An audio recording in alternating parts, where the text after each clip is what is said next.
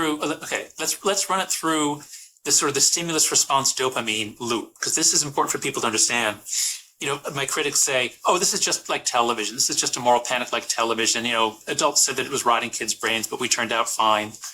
So television is an effective way to present stories. Stories are good things. You and I watched tens of thousands of stories. Now, a lot of them were stupid, like Gilligan's Island, but they went on for 20 minutes. It was one story for 20 minutes. But there was and no everyone behavior. watched it. Everyone watched it. You could talk about them. That's right. And you watched it with your sister or with a friend. So it was more social. And there was no behaviorist training. That is, you didn't do anything that you were reinforced for. What happens when it moves onto a smartphone?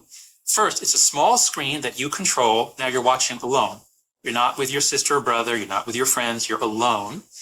And the content is shorter and shorter, as you say. TikTok discovered that the fastest way to train people is these short videos. And what are they training to do?